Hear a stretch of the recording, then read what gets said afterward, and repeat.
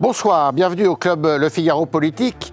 Et cette question qui est de plus en plus prégnante, et si le Rassemblement national avait déjà gagné l'élection présidentielle de 2027 ? C'est la question qu'on peut se poser au regard de toutes les études d'opinion, de tous les sondages. Comment expliquer l'insolente popularité du jeune Bardella ? Est-ce qu'il y a des différences entre Jordan Bardella et Marine Le Pen ? Et puis cette union des droites que certains appellent de leur vœu, est-ce qu'elle est réalisable ? Est-ce qu'elle est possible ? Avec les meilleurs experts du monde, on y répond ce soir.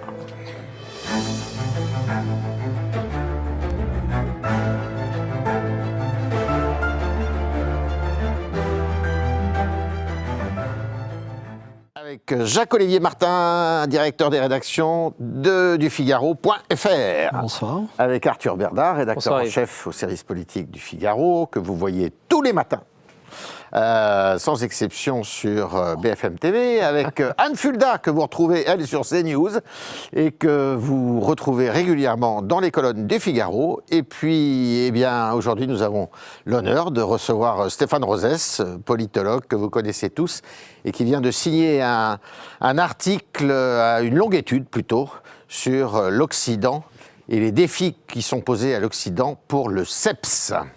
Voilà, et la revue de la défense nationale. Voilà, merci beaucoup Stéphane. Alors Arthur, comment expliquer tous ces sondages qui font caracoler en tête Jordan Bardella, que vous allez voir défiler les uns après les autres d'ailleurs ? D'abord, il y a un chiffre tout à fait... C'est un seul sondage d'ailleurs, mais contre de potentiels tous les adversaires. Candidat contre lui au deuxième tour de l'élection de 2027. Mais il y a un chiffre tout à fait intéressant dans ce sondage Odoxa dont vous parlez, Odoxa qui est d'ailleurs l'un des partenaires... C'est Odoxa pour Public Sénat et la presse régionale. Odoxa qui est l'un des partenaires hebdomadaires du Figaro. Le chiffre tout à fait intéressant, c'est que Jordan Bardella fait mieux dans les sondages que son âge. Il a eu 30 ans cette année, eh bien il est crédité de plus de 30% des voix, il est entre 33 et 37%. Je crois que c'est assez inédit qu'un candidat soit testé au-delà de son âge dans les sondages. Passer ce petit trait d'esprit pour attirer votre attention. C'est sûr qu'il y en a d'autres qui ne pourraient pas quand on a plus de 50 ans. Je vous laisse le dire. Passer ce trait d'esprit qui visait à attirer votre attention, Yves. Jordan Bardella, en réalité, il est peut-être aujourd'hui... Il profite du manque d'incarnation à droite. En réalité, il s'est passé quelque chose d'intéressant ces 25 dernières années, c'est qu'il n'y a que 2 fois où les Le Pen, père et fille, n'ont pas été au second tour. C'est lorsque la droite a été très forte, c'est 2007-2012. Nicolas Sarkozy a battu Jean-Marie Le Pen, au père... au 21e siècle. Au 21e, bien sûr. Nicolas Sarkozy a battu Jean-Marie Le Pen, père, en 2007, et il a battu Marine Le Pen en 2012. Ce sont les 2 seules élections présidentielles où les Le Pen n'ont pas été au second tour. En 2027, il est difficile d'imaginer pour l'instant un candidat qui serait de nature à pousser le RN hors de la qualification au second tour. À un moment, pendant cette année un peu folle où Bruno Retailleau était à Beauvau, certains ont imaginé qu'il pourrait être cet homme-là. Bon, depuis qu'il a quitté Beauvau, la situation est un peu plus compliquée pour lui. Il ne faut pas insulter l'avenir, mais il ne faut rien exclure. Mais en tout cas, aujourd'hui, Jordan Bardella, il profite de ce manque d'incarnation à droite. Il profite évidemment aussi de la condamnation de Marine Le Pen, qui sera jugée en appel. Elle a fait appel, donc elle est aujourd'hui présumée innocente. Il n'empêche que... A priori, elle a toutes les chances d'être empêchée de se présenter à la prochaine élection présidentielle. Donc Jordan Bardella, il profite d'un alignement des planètes. Cet alignement des planètes, il se résume en 2 choses. Très faible incarnation à droite et absence de sa championne qui a toutes les chances d'être écartée. Alors, il séduit aussi quand même. Si on regarde un petit peu les files d'attente pour les ventes de ses livres, alors c'est vrai qu'il a les émissions de télévision aussi. Oui, il a une stratégie de communication qui n'est pas révolutionnaire, mais le livre que l'on sort, que l'on accompagne d'énormes signatures qui rassemblent beaucoup de sympathisants aussi. C'est vrai que ça participe à son image. Donc oui, il plaît, c'est sûr, mais bon, je ne vais pas rappeler, nous sommes devant un sondeur, mais c'est un sondage. Et on est quelques 18 mois avant la présidentielle. Oui, mais il y a eu d'autres sondages qui le donnaient en très bonne position. Enfin, quand même et par ailleurs, il est favori aujourd'hui, à l'instant T. On en a eu des favoris qui ont défilé. Édouard Balladur. Avant Balladur, on a eu Raymond Barre, on a eu Édouard Balladur. Il n'y a pas si longtemps, on a eu François Fillon, qu'on voyait déjà élu. On a eu Alain Juppé. Du temps de Balladur, Chirac, je me souviens zélé soutien qui disait qu'il n'y aurait même pas besoin de deuxième tour, qu'il serait élu dès le premier tour. C'était Nicolas Sarkozy, d'ailleurs, qui est devenu président. Donc, il faut quand même raison garder. Raison garder, oui. Il est très jeune, hein. Oui, c'est peut-être aussi ça, un de ses atouts, peut-être qui n'a pas été évoqué par Arthur. C'est l'homme sans passé, 30 ans. C'est l'homme qui n'a pas d'histoire. À un moment où, quand on parle de Marine Le Pen ou d'autres candidats qui ont eu des renoncements, qui ont eu à droite, à gauche, des mesures qu'on a mis en avant, puis les ont retirées. Lui, c'est l'homme sans passé, c'est l'homme neuf. Donc ça aussi, probablement, que ça l'aide aujourd'hui à avoir cette image qui peut permettre peut-être d'être le favori des sondages. Donc, sans passé, mais sans expérience aussi. Oui, sans passé et donc sans expérience, effectivement. Donc, à un moment ou à un autre, peut-être que ça se retournera contre lui, ce qui est un atout aujourd'hui d'être un peu l'homme neuf. Je le dis même par rapport à Marine Le Pen, même si on dirait qu'il lui succède parce qu'elle ne peut pas se présenter. Marine Le Pen ne voulait pas de l'Europe, ne voulait pas de l'euro. Lui, il est arrivé après. Il n'a pas ses renoncements. Donc, il peut véritablement rassurer ou en tout cas ne pas avoir cette image négative. Le manque d'expérience, effectivement, souvent évoqué depuis très longtemps. Visiblement, il monte toujours dans les sondages. Donc, on ne le lui reproche pas encore. En tout cas, les Français qu'on interroge ne le lui reprochent pas, en tout cas directement. Il n'y a pas eu de retournement. Est-ce que ça sera le cas? J'imagine que ses adversaires ne manqueront pas de le rappeler qu'il a effectivement aucune expérience. Comment vous le percevez, vous, Stéphane Rosès? Beaucoup de choses ont été dites. Il faut peut-être se demander, au fond, quel est son socle politique. C'est la mutation opérée, ça a été dit par Marine Le Pen, qui a fait muter une formation de l'extrême droite à ce que je considère comme, au fond, une forme de bonapartisme.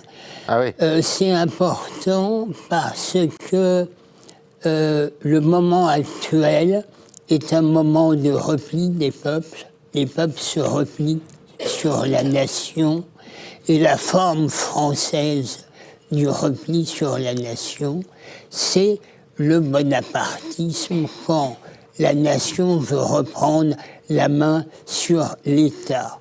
Et Marine Le Pen, elle, a senti ce moment et elle s'est séparée de la stratégie du père, elle l'a exclue et elle a fait passer le RN d'une formation anti-républicaine à une formation républicaine bonapartiste, effectivement anti-européenne à Europe des nations, ce qui est différent, et on en reparlera peut-être tout à l'heure, au plan social, elle a opéré aussi, elle n'est pas ultra-libérale comme l'était son père. Et donc cette mutation du RN a fait la progression du RN avant même l'arrivée de Jordan Bardella. Il a les atouts mentionnés. Il ne porte pas le nom du père. Et il semble être une surface, ça a été dit, de projection des attentes pour une formation RN qui serait, au fond, les aspirations du pays qui veulent à la fois le retour de l'autorité politique, remettre de l'ordre dans la Maison France et en même temps ne pas s'aborder le modèle social, d'où les reproches de certains à droite. Retailleau l'avait dit, le RN c'est la gauche en matière de programme économique et social. Alors justement, est-ce qu'il serait accepté si jamais Marine Le Pen ne pouvait pas y aller, qu'il serait obligé d'y aller lui, enfin obligé, ça serait lui, ouais. Tout le monde accepterait ça à l'intérieur du parti? Non. Non, parce que les Le Pen, le nom Le Pen, c'est ce que vient de dire Stéphane Rosès, le nom Le Pen était d'une certaine façon une autorité au sein de ce parti. Bardella il est un non Le Pen, mais NON. Ça n'est pas la même chose. Et donc, il aura évidemment, à un moment, un peu de difficulté à s'imposer comme le candidat naturel. Marine Le Pen était la candidate naturelle du Rassemblement national, où elle réconciliait les deux familles de ce parti. C'est-à-dire, en effet, cette famille qui, sur le plan économique, est bien plus sociale que libérale. Et donc, elle arrive à réconcilier ces électorats-là, à la fois très ferme sur le régalien et très social sur les questions plus économiques. Jordan Bardella, lui, je ne sais pas s'il arrivera à s'imposer naturellement comme le réconciliateur ou le trait d'union de ces deux familles au sein du parti. Et puis je vais vous dire, on le voit d'ailleurs dans les débats budgétaires à l'Assemblée nationale en ce moment, ou au Parlement d'ailleurs, pas qu'à l'Assemblée nationale.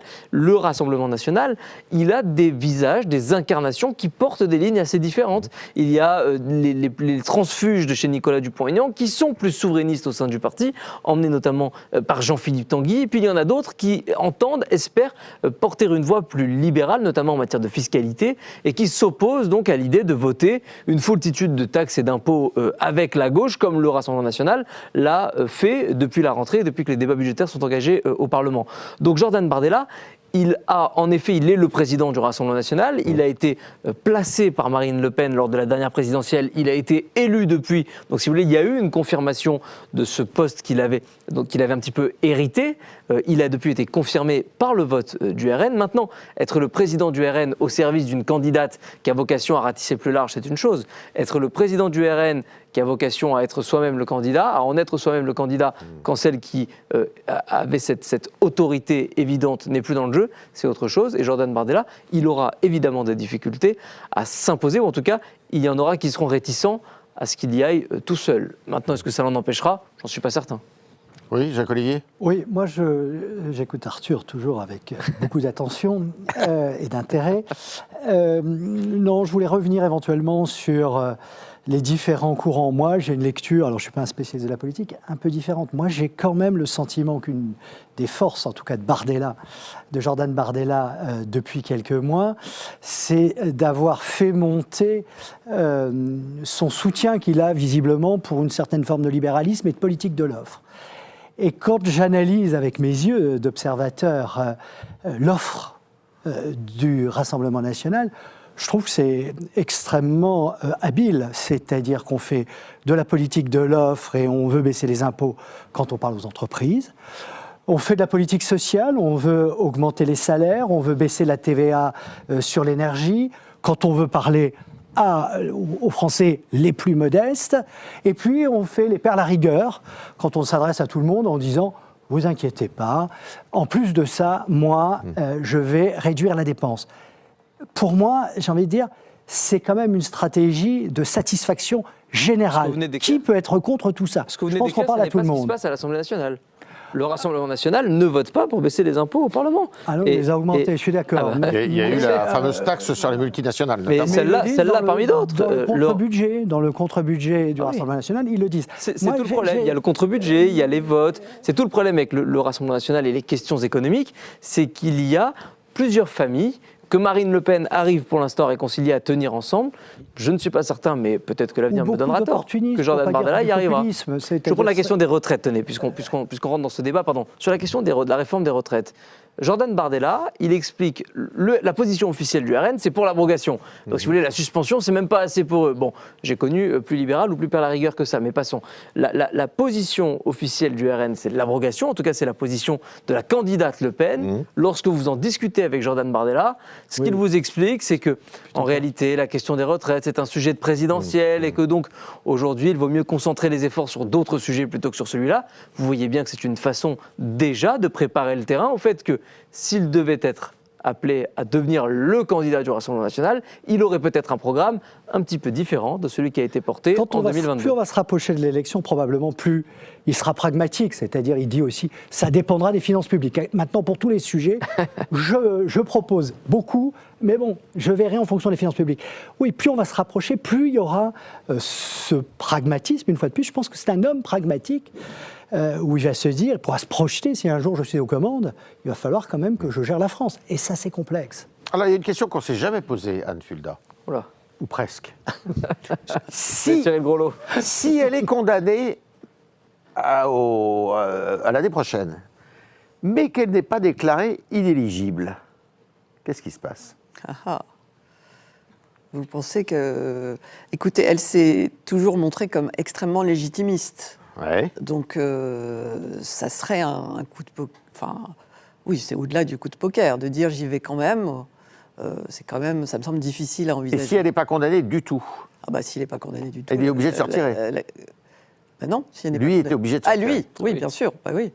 Enfin, et c'est là que. Et qu'est-ce qui se passe entre eux? C'est là qu'effectivement, de toute façon, quel que soit le cas de figure, ça risque d'être compliqué à un moment. Ah ouais? C'est-à-dire que elle est condamnée, donc il y va. Elle voudra avoir un rôle de celle qui connaît, qui a l'expérience, de celle qui l'a mise en place. Si tu es là, c'est grâce à moi.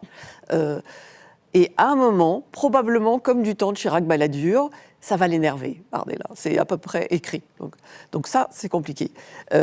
Si finalement Marine Le Pen peut y aller et que Bardella doit s'effacer, peut-être qu'il sera loyal, mais peut-être qu'il en nourrira une forme de rancœur. Peut-être qu'il se dira, ça aurait été tellement mieux si c'était moi, etc. Donc, c'est un peu avoir une vision un peu noire, certes, des relations humaines, mais pour avoir observé pendant quelque temps les hommes politiques, c'est vrai que la rivalité, hélas, c'est quelque chose d'assez naturel et qui arrive souvent au galop, quoi. Donc, dans tous les cas de figure, le duo est une configuration qui ne marche pas en politique. Le ticket, le duo, en France, ça ne marche pas. Ça ne marche pas. Parce que rien n'empêche aussi, si jamais il est élu président de la République, la route est encore longue, mais il peut très bien la choisir comme Premier ministre. Oui, au gouvernement, dans un poste justifiant la poursuite d'une relation très serrée. Le mieux du point de vue du RN pour sa cohésion serait que Marine Le Pen puisse aller à la présidentielle, pour les raisons indiquées sur qui a la légitimité sur le fond du parti. Peut-être aussi parce que, au fond, le non-dit de Jordan Bardella, c'est peut-être de considérer, selon moi à tort, que le socle des 35% est acquis et qu'il faut regarder les chefs d'entreprise, enfin pas seulement PME, PMI, les libéraux pour les entrepreneurs. Vite. Voilà, pour faire vite. Alors, je dis à tort, parce qu'on l'a senti sur les retraites, qu'à un moment, Jordan Bardella a semblé revenir sur la position du RN. Très vite, Marine Le Pen a senti le danger par rapport à l'électorat populaire. Vous savez, le Rassemblement national a mis beaucoup de temps à convaincre les ouvriers. Mais les ouvriers, c'est pas pareil. Hein. Ils ont des fins de mois difficiles, on met du temps à les convaincre, mais ils sont très rapides à partir dans l'abstention. Donc l'analyse de Marine Le Pen, c'est attention, si on varie de notre cadre, les catégories populaires nous quittent. On a l'impression que ce n'est pas exactement l'analyse de Jordan Bardella qui doit considérer que c'est acquis et qu'on peut commencer à regarder du côté des libéraux. Et donc, si c'est Marine Le Pen qui va, elle tiendra les équilibres. Si c'est Jordan Bardella, pour les raisons qu'indique Anne Fulda, le poids des institutions, les milieux d'affaires, le pari politico-médiatique dont on est, Jordan Bardella risque d'être aspiré et peu à peu, sans s'en apercevoir, de perdre le socle populaire qui fait que le RN a résisté lors de la montée éphémère de Zemmour. Parce qu'on l'a oublié, à un moment, Zemmour traçait, et le RN a tenu grâce aux catégories populaires. Moi, j'avais finalement une question un peu pour revenir par rapport à ce que vous disiez. Est-ce que vous pouvez nous rappeler à peu près ce que représentent les ouvriers dans ces 35% du Rassemblement national? C'est quoi l'équilibre aujourd'hui? Alors en général, effectivement, dans les sondages, on donne une analyse en ce qu'on appelle en pénétration. C'est-à-dire que la moitié des ouvriers, des employés, dès le premier tour, plus de la moitié, 60%, vote RN. Alors, votre question, c'était pas celle-là. C'était dans l'électorat, voilà. Moi, je dirais, ça doit être environ 40%. 40%. Pourquoi? Pas tout à fait la progression du RN s'est faite dans la dernière période, pas chez les ouvriers et les employés, il a un peu progressé, mais surtout les classes moyennes, sécurisées, et même maintenant chez les cadres, et même les cadres de la fonction publique. Bien sûr, les petits patrons, mais ça, c'était le cas avant, oui. Alors, on va écouter justement et l'un et l'autre qui vont nous définir un peu ce qu'ils entendent, ce qu'ils préconisent. Donc je vais répéter pour la énième fois, je ne suis pas pour l'union des droites, je ne suis pas pour sauver la droite, moi je suis là pour sauver la France. Donc je suis pour l'union de tous les patriotes, et je suis bien placé pour savoir que des patriotes, il y en a à droite et il y en a à gauche, puisque, je le rappelle, je suis élu dans une circonscription qui a été socialo-communiste pendant 80 ans. Alors, est-ce qu'elle attire vraiment un électorat de gauche ? Bah, oui, elle attire un électorat en tout cas. Non, socialement, mais est-ce que politiquement il est de gauche? Il y a une phrase d'Alain Finkielkraut que j'adore, il dit c'est parce que je suis de gauche que je ne suis plus de gauche. À partir de là, compliqué de vous répondre si elle attire des électeurs de gauche. En tout cas, elle attire des électeurs qui ont très longtemps voté à gauche, oui, notamment pour le Parti communiste, dans les zones... En gros, si vous voulez, le RN, il y a deux électorats. Il y a l'électorat de la moitié sud-est de la France et puis il y a l'électorat des régions plus désindustrialisées. Ce sont deux sociologies électorales très dites du Nord, vous avez raison. Le Nord, le Pas-de-Calais... Donc la Somme, ce sont des électorats qui ont une sociologie très différente l'une de l'autre. Mais donc Marine Le Pen, elle attire à elle, oui, une partie de l'électorat qui a très longtemps, historiquement, voté à gauche et qui aujourd'hui se retrouve dans le Rassemblement national. Mais si vous voulez, ce qui est tout à fait intéressant dans les deux extraits qu'on vient de voir, c'est que ils illustrent en réalité la complémentarité qu'avaient bâtie Marine Le Pen et Jordan Bardella. Marine Le Pen, elle se posait comme une présidentiable. Et donc, elle avait vocation à rassembler l'ensemble des Français. Jordan Bardella, il était programmé pour devenir son premier ministrable. Et donc, la stratégie, c'était elle à l'Élysée qui rassemblait l'ensemble des Français, lui à Matignon qui cherchait une majorité des droites, de toutes les droites, donc de la moitié du centre droit de l'échiquier politique jusqu'à la partie qui est la plus à droite, à l'extrême droite de l'hémicycle de l'Assemblée nationale, donc RN et Reconquête s'ils étaient appelés à avoir des députés, ce qui n'est pas le cas aujourd'hui. Donc si vous voulez, il y avait une complémentarité entre ces deux stratégies. Aujourd'hui, Marine Le Pen et Jordan Bardella, ils sont au défi de passer de la complémentarité à l'interchangeabilité. Et là, je rejoins assez Stéphane Rosès, je ne suis pas certain que ça se fera sans douleur et avec toute la fluidité du monde. Peut-être que dans le jeu de vase communicant, Jordan Bardella va permettre au parti de gagner plus d'électeurs qu'il ne va en perdre au passage, je ne le sais pas. Peut-être que cette stratégie, elle va être déficitaire, c'est-à-dire qu'il va gagner des électorats, il va toucher des électorats qui jusqu'à présent sont très rétifs au Rassemblement national, au front devenu Rassemblement national, notamment les chefs d'entreprise, les milieux d'affaires, ce que vous disiez très bien tout à l'heure.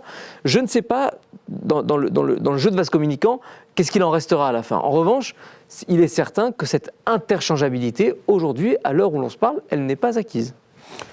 Il est rare quand même qu'on soit donné à 35% dans un sondage pour une élection présidentielle, Anne Fulbert. Ah oui, non, c'est un score qui est impressionnant. C'est Georges Pompidou en 69, quoi.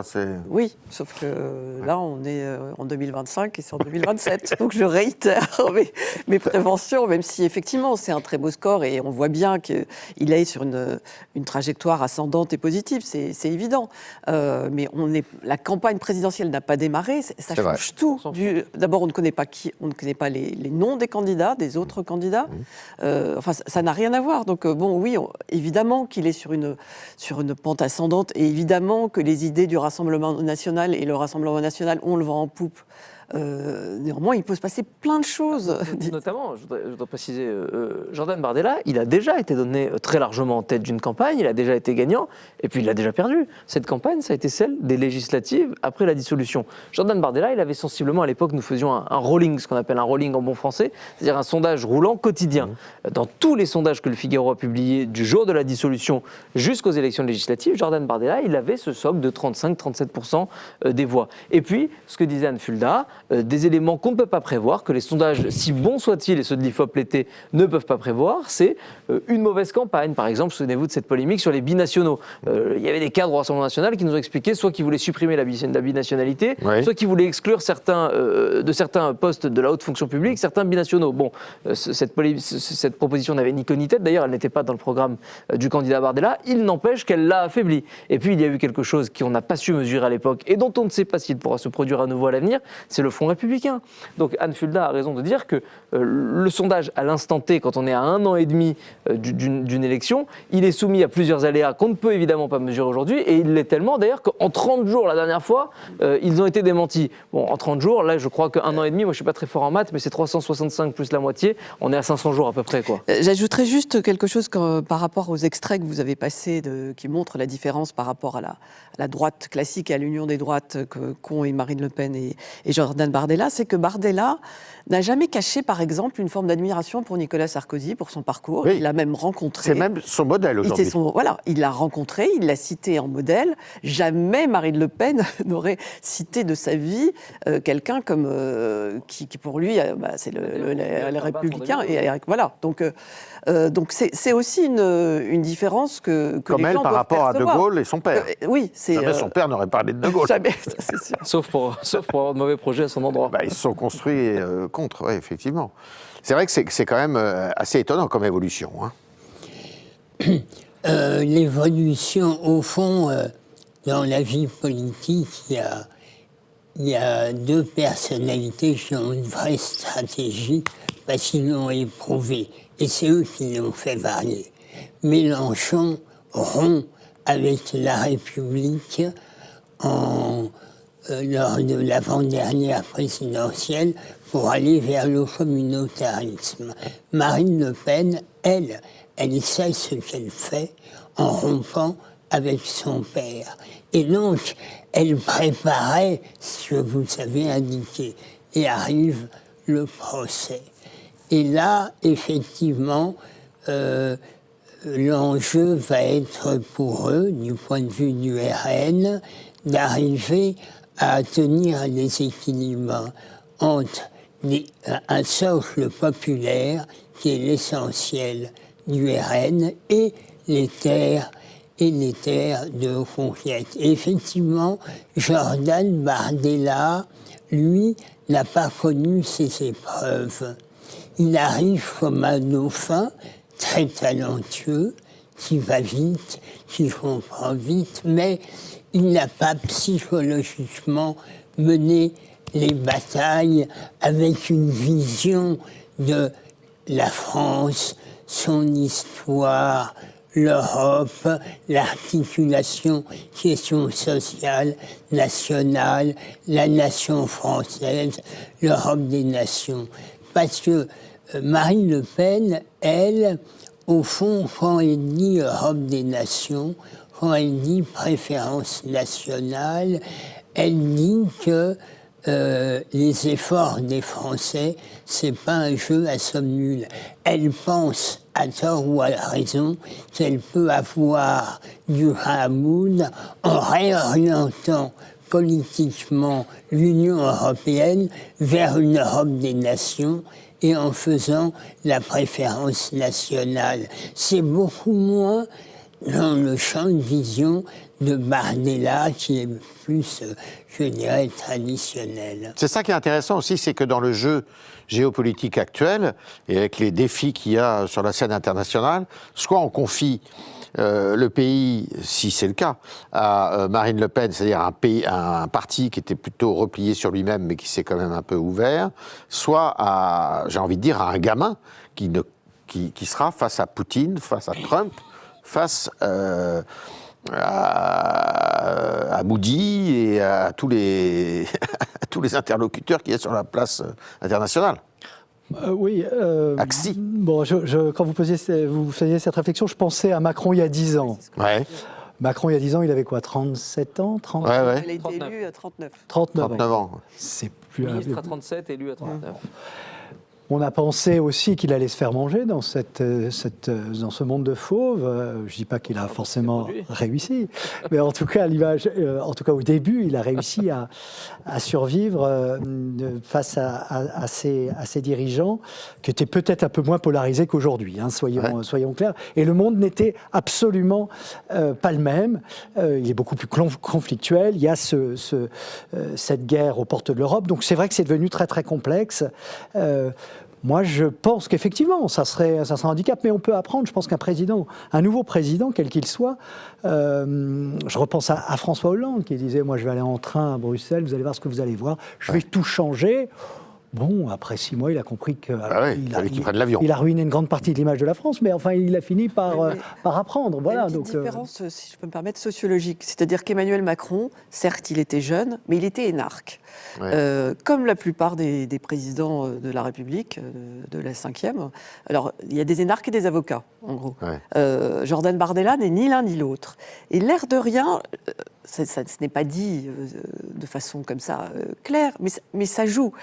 Il n'a pas... Alors, ça peut être le signe d'une américanisation aussi de la vie politique française, parce que Trump, c'est quelqu'un qui a fait de l'argent, finalement, et puis les diplômes, il n'a pas le profil de pas mal de ses prédécesseurs. Donc, peut-être qu'il y a une évolution dans ce sens-là, mais je pense il y a ça quand même en tête, que Bardella, il est jeune, certes, il incarne la nouveauté, hein, mais peut-être qu'il lui manque la formation classique, qui n'est pas obligatoirement la bonne, parce que ça ne donne pas toujours des bons résultats, c'est pas ce que je veux dire, mais qu'ont eu les prédécesseurs. Oui, bien sûr, oui. C'est sûr, c'est que la présidentielle, vous savez, c'est cette phrase de Lampedusa, on préfère un malheur connu à une promesse de bonheur. Au moment où les Français, pour l'instant dans les chiffres, c'est impressionnant, l'avance de Bardella sur tous les autres. Ça veut dire quelque chose de profond.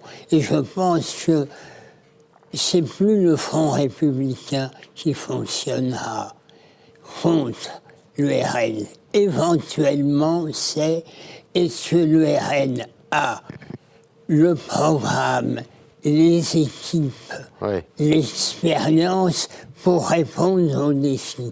Donc le problème du RN a changé. C'est plus est-ce que le RN est un danger.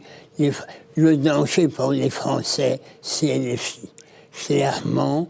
Et toutes les données d'opinion montrent que le Front républicain traditionnel ne fonctionnera pas. Le sujet, c'est est-ce que le RN, dans la situation difficile, est en situation à la fois de proposer une alternative et à la fois peut faire face aux crises. Et là, ça veut dire, avant la présidentielle, travailler le projet, le programme qu'il y aura au gouvernement et pas se contenter, comme la dernière fois, de dire « mettez le bulletin dans l'urne et vous verrez après ». Moi, je vous suis. Je pense que l'un des dangers du RN avant 2027, pour le RN d'aujourd'hui, là on parlait d'union des droites. Moi je pense, quand je vois le programme, quand je vois la façon dont il s'exprime depuis des années, ça va être de réussir l'union des France. Il y a 2 France. Là, le RN aujourd'hui s'adresse à 2 France qui ne sont pas extrêmement compatibles. Une France des ouvriers, on l'a dit, une France des chefs d'entreprise, une France des cadres. Je ne veux pas rejouer les vieilles oppositions, mais visiblement, être capable de vivre sur cette ligne de crête, c'est-à-dire de réussir à réunir les ouvriers et les cadres dans les 18 mois qui viennent, je pense que c'est pas si simple. Je pense que le danger est là. Enfin voilà. Et donc c'est pour ça que quand j'entends Marine Le Pen qui dit moi je m'adresse en priorité, j'essaie de réunir des gens de gauche qui veulent me suivre ou des gens de droite qui veulent me suivre, je pense qu'elle sent bien quel est son défi. Quand un Jordan Bardella parle de l'intérêt d'une union des droites, why not? Mais au risque de perdre peut-être cette partie des ouvriers. Et là, ils pourraient ne pas gagner. C'est le défi. Surtout C'est qu'il y en a le d'autres défi. qui veulent faire l'union des droites. On écoute. Et il y a un éclatement de l'UDI à Horizon jusqu'à Dupont-Aignan, CNAFO, etc. Et moi, ce que je propose, c'est une grande primaire ouverte à tout cela et une grande entente autour de quelques principes simples. J'ai vu que Sarah Knafo reprenait mes 80 milliards de baisse de dépenses la première année. Je propose 200 milliards en un quinquennat. Bruno Retailleau, il dit encore ce matin, Donc, il faut un c'est important candidat ce que je vous dis. LR. Mais bien sûr, c'est important ce Je que vous dites. préférais que ce soit un candidat LR. Mais je pense qu'on est à l'épicentre. En tout cas, à Nouvelle Énergie et les quelques libéraux qui restent chez LR. Donc, pour avoir un projet libéral, sécuritaire et éducatif, il faut... Donc, on a 5 mesures que je vais proposer à tout le monde. Est-ce qu'on est d'accord, au moins sur la nature de ces mesures et sur des grands objectifs? Et ensuite, de créer une vraie force pour récupérer tout ce que j'appelle les orphelins de la droite, qui par défaut ne votent plus. Certains étaient allés chez Emmanuel David Macron, Lisnard. d'autres étaient allés au RN, etc. Et c'est ce que je vais proposer. Alors lui, il prévoit, il aimerait ce qu'il dit, mais il n'y a pas le RN dedans. Hein. Non, alors... Et il y a Sarah Knafo. Oui, alors ça c'est la nouvelle mode, c'est que maintenant il y a Sarah oui, Knafo on partout, met mais il y a Éric Zemmour, Zemmour. Sarah Knafo. Sarah Knafo partout, Éric Zemmour nulle part. Ça c'est la nouvelle mode. Mais bon, je passe. En réalité, tout ce petit monde est un petit peu nostalgique de la primaire LR de 2016. Ils ont bien Qui a compris. été un grand succès, comment on fait. Absolument. En tout cas, sur le plan, je vois que vous êtes Ça a duré taquin, mais quelques mois. sur le plan de la dynamique et de la mobilisation, ça a été un succès. 4 millions d'électeurs à chacun des 2 tours de la primaire, c'est un succès de fait. C'est un véritable succès. Le problème, c'est que ça a rendu François Fillon tellement légitime qu'il était indébranchable, et donc c'est là où le succès devient une catastrophe. Mais je ferme cette parenthèse 2016. En réalité, à l'époque, nous avions quand même sur une ligne de départ Alain Juppé, qui était quand même l'incarnation d'une droite assez proche de la gauche, ou en tout cas tellement centriste, libéral, quand même. tellement centriste. Mais en tout cas, il était le Droite gaulienne, on va dire. je vous rappelle qu'il était quand même à l'époque droite gaulienne. en couverture de toute la presse de gauche, qui en faisait son candidat, enfin, c'est qui appelait D'accord. ses électeurs à aller Il y avait voter à la pas primaire de la droite. de Mais bon, gauche. ne revenons pas peut-être sur les années 2016, sinon on aurait 10 ans de retard dans notre débat. Je reviens sur la primaire d'aujourd'hui. Il y avait Alain Juppé sur une ligne de départ. Et là, on va être d'accord, Anne Fulda. Il était dans la même compétition que Jean-Frédéric Poisson. Rassurez-moi, vous ne les On mettez se pas dans la souvient même très bien droite. de Jean-Frédéric Poisson. Donc Jean-Frédéric Qui a Poisson, marqué. proche de Christine Boutin, c'est pas tout à fait la droite d'Alain Juppé. Pour autant, ces 2 hommes étaient sur la même ligne de départ de la même compétition interne. Donc c'est possible d'avoir une primaire qui réunit plusieurs Oui, droites. mais sans le RN aussi. J'y arrive, mais en tout cas, aujourd'hui, les David Lisnard, les Laurent Wauquiez, puisque lui aussi, il porte cette primaire de Darmanin à Knafo, on aurait pu le voir dans un extrait similaire à celui qu'on vient d'entendre. Il y a Marion Maréchal aussi, qui maintenant nous explique qu'en fait, elle vient du RN, puis de chez Reconquête, puis maintenant elle est à peu près toute seule, et qu'on pourrait retourner chercher certains centristes philippistes. Donc si vous voulez, tout ce petit monde se rend bien compte qu'il va falloir un moment que le pays est à droite. Le pays est majoritairement à droite. Ça, c'est une réalité que l'on constate, que l'on observe, non seulement sondage après sondage, mais élection après élection. Il existe une majorité de droite dans ce pays. On a découvert aux dernières législatives, et c'est pour ça que je suis un peu moins définitif que Stéphane Rosès sur le Front républicain, on a découvert qu'une majorité d'électeurs s'était aussi exprimée pour refuser de donner les clés au RN, qu'on le veuille ou non. Il y a 2 majorités dans ce pays qui sont contradictoires l'une avec l'autre. Ce que cherchent les David Lisnard, les Laurent Wauquiez, les Gérald Darmanin s'il y participe, les Sarah Knafo s'ils y participent, c'est créer une dynamique pour qu'il puisse y avoir peut-être une force des droites qui serait de nature soit à concurrencer le RN, soit à discuter avec le Rassemblement national, mais en tout cas à être plus fort que la dynamique unitaire. Parce que la gauche, elle sait s'unir en revanche, elle sait mettre ses différences de côté pour s'unir. On l'a vu avec la NUPES, on l'a vu avec le NFP, et je fais le pari qu'on le verra à nouveau à l'avenir. Cette gauche, elle sait s'unir, et elle sait même s'unir tellement largement que Gabriel Attal a appelé à voter LFI aux dernières législatives, c'est vous dire. Et donc, si vous voulez, il existe aujourd'hui une dynamique unitaire en face. Et donc la droite, les droites cherchent à créer une dynamique unitaire concurrente dont le périmètre pour l'instant s'arrête à Reconquête. Mais pas plus tard que ce matin, Martine Vassal disait à l'antenne de Sud Radio que par exemple à Marseille, elle se présentait seule au premier tour. Martine Vassal, ex-LR, qui a rejoint Macron, qui maintenant est d'hiver droite, on appelle ça comme ça en langage de la préfecture.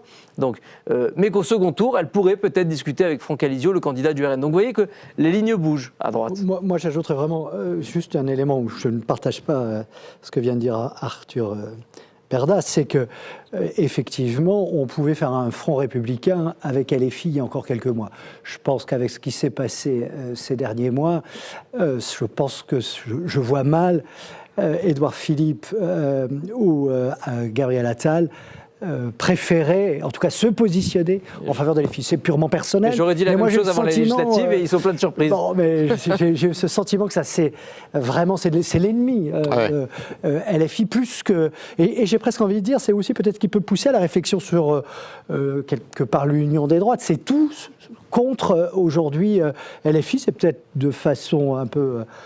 pragmatique, ce qui pourrait rapprocher aussi les droites, c'est d'être contre ces LFI. Ça, c'est simplement. C'est donc les électeurs qui pourraient faire l'union des droites ?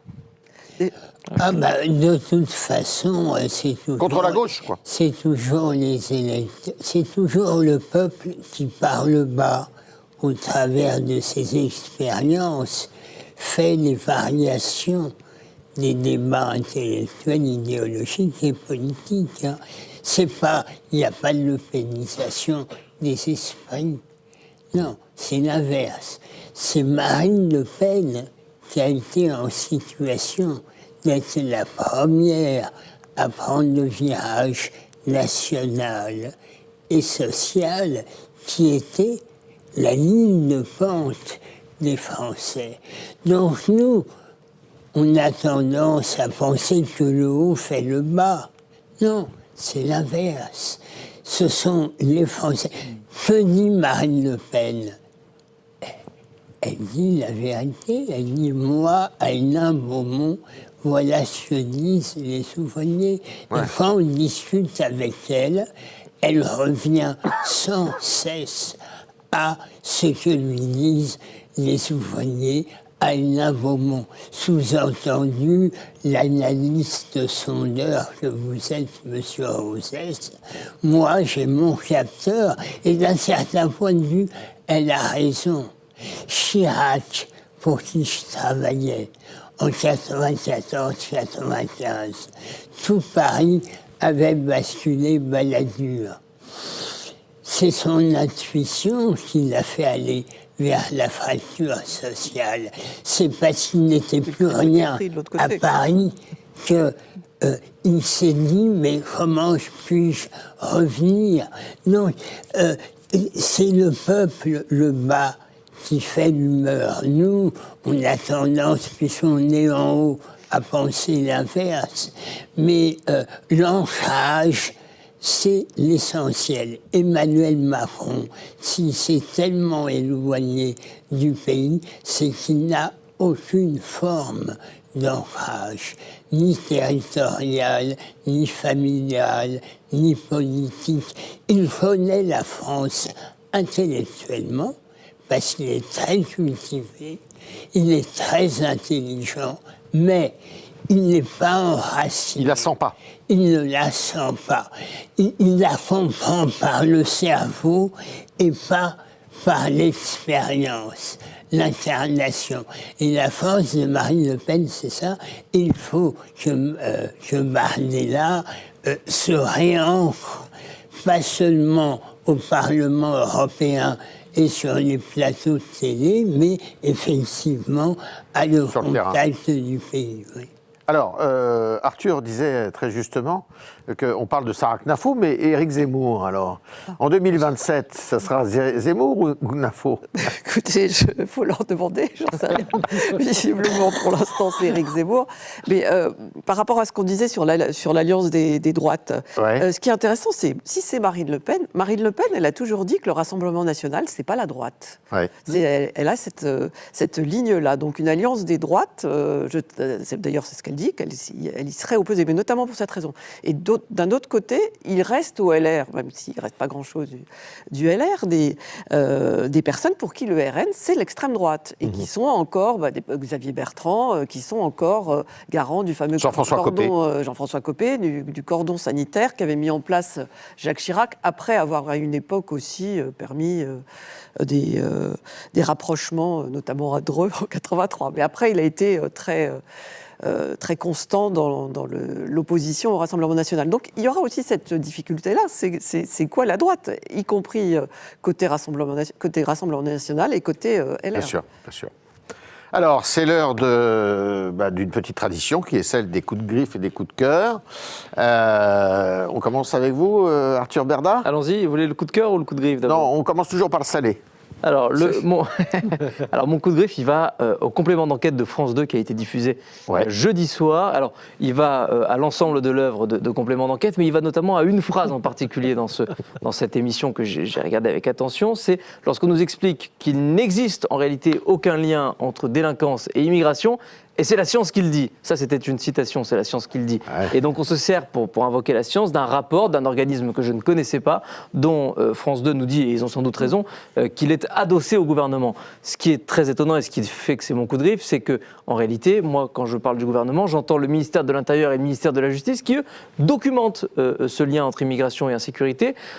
Je crois qu'Emmanuel Macron, c'est pas un dangereux fasciste, donc on peut a priori... Si même le ministère de l'Intérieur, sous Emmanuel Macron, documente ce lien, on peut considérer que peut-être il en existe un.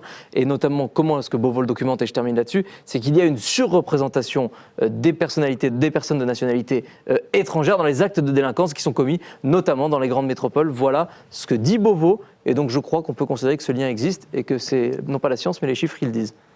Et le coup de cœur? Mon coup de cœur, il va à l'IFOP, l'Institut de sondage, avec lequel le Figaro travaille traditionnellement pour chaque grande élection.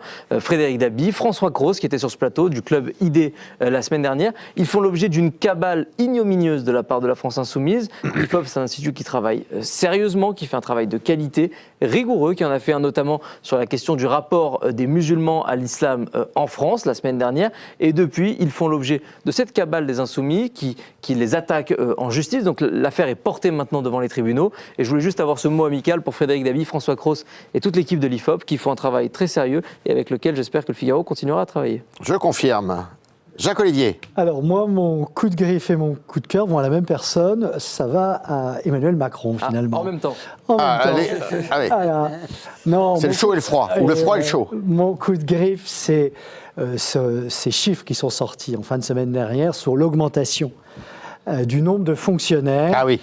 Rappelons qu'Emmanuel Macron nous avait promis de les réduire de 120 000, ça devait être en 2017, c'était au début. 2017. On sera à plus de 100 000. Rappelons qu'Emmanuel Macron... Plus 200 000. Ouais. Plus de 200 000, oui. C'est ça. Oui, plus 200 000. À l'issue de son mandat, son deuxième mandat. Bon, voilà, moi je suis extrêmement déçu de cet échec. Et désolé parce que je pense que la France a beaucoup trop de fonctionnaires. Et peut-être encore plus dans un contexte, et là je reviens encore à Emmanuel Macron, qui est un fervent défenseur des nouvelles technologies. Je pense qu'on a des tas d'outils, notamment on parle d'intelligence artificielle ou simplement de nouvelles technologies. Toutes les tâches administratives que je fais maintenant chez moi, j'ai l'impression qu'il y a toujours plus de monde dans l'administration. Donc, il y a un problème quelque part. Je ne conteste pas la productivité, elle doit être élevée, je ne la mesure pas bien. Mais elle a baissé, semble-t-il, en France. Je plaisante, mais voilà. Et donc, ça me désole. Et alors, le même président a annoncé la semaine dernière le renforcement du service national qui existait déjà.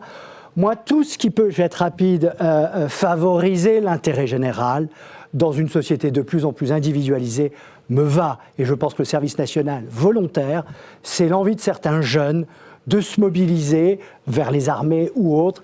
Et ça peut être que positif pour notre société. Anne. Alors, mon coup de griffe, ça serait un petit peu dans la continuité de ce qu'a dit Arthur Bernard. C'était cette espèce de guerre entre médias à laquelle on assiste depuis quelque temps, entre l'audiovisuel public, pour faire grosso modo, et les médias Bolloré, mais pas que, les médias conservateurs de façon générale. On est arrivé à une forme d'hystérisation, et je trouve qu'on parle presque plus des contenus des médias que des débats de fond, et c'est vraiment regrettable. Alors il y a quelques années, certains pouvaient regretter une forme de consensus mou. Certains disaient, ouais, finalement, il n'y a pas grande différence entre Libé et le Figaro. Aujourd'hui, les lignes... Il y a eu une époque où il y avait quand même une forme de... Oui, quand le Libération s'est baladurisé. Voilà. Bon, ça a été assez éphémère. Le journal Total de 1995. Ça a été assez éphémère. Mais je trouve que passer de ça à une forme de guerre des tranchées entre les médias, c'est pas très salutaire et surtout qu'il est important aussi de parler des débats de fond. Voilà, bien sûr. Voilà. Et avant cette campagne présidentielle qui s'annonce déjà, qui va être probablement assez agitée, je pense qu'un peu de sérénité, ce serait pas mauvais. Voilà. Mon coup de cœur, c'est un peu éloigné. C'est un livre, c'est le deuxième tome du livre qu'a écrit Jean-Luc Barré. Il a écrit une monumentale biographie sur De Gaulle. Là vient de paraître le deuxième tome chez Grasset, qui s'appelle Le premier des Français. Donc c'est la période 1944-1958, qu'on ne connaît pas très bien. Et je trouve que c'est toujours intéressant. Et en plus, il a eu accès à des archives qui étaient inexploitées jusqu'à maintenant. Et franchement, c'est passionnant. Oui. Pardon Yves, d'un mot, comme j'ai 5 doigts, j'ai une deuxième griffe qui a poussé. Je pensais qu'on allait l'évoquer dans l'émission et puis j'ai oublié. J'ai un deuxième coup de griffe, c'est que Anne vient de dire à juste raison que la campagne présidentielle allait sans doute être agitée. Ouais. Quand j'ai vu les thèmes du club, j'avais prévu un autre coup de griffe que j'ai changé, mais j'y reviens. C'est simplement la violence, les 2 agressions dont Jordan Bardella a été victime en une semaine. On n'en a pas parlé. Je voudrais dire d'un mot qu'il n'est pas question que la campagne présidentielle se passe comme ça. Il faut que ça cesse. Et c'est pas parce que, soi-disant, ce serait Jordan Bardella que ce serait acceptable. C'est inacceptable. Très bien. Stéphane? Foudrif, le président Macron pense labelliser les sites d'information, pas lui, mais le faire, on ne sait pas par qui, selon qu'il dirait ou pas la vérité, ce que l'on voit dans les régimes autoritaires, ça ne se fera pas, mais le message implicite serait, au fond, les malheurs des sociétés viennent des relais que sont les réseaux sociaux. C'est évidemment une blague. Le coup de cœur. Oui, le coup de cœur. Je vous dis ça parce qu'on est... C'est Boualem Sansal. Ah, Boualem Sansal. En Algérie. Vous faisiez partie du comité de soutien pour la libération de Boualem. J'étais un des membres, effectivement. En Algérie, il a un surnom, la légende. Pas seulement parce qu'il y a une forte mobilisation en France, en Europe et dans le monde. Les prisonniers politiques lui disaient « mais c'est incroyable, ils sont prêts à mourir pour toi ». Mais une légende, c'est aussi, pas seulement la réputation, c'est un mythe qui se construit. Et c'est la meilleure part de l'universalisme, de l'humanisme et de la France, mais ce n'est pas une propriété française. Nos amis allemands ont aidé à sa libération avec les mobilisations des opinions publiques internationales.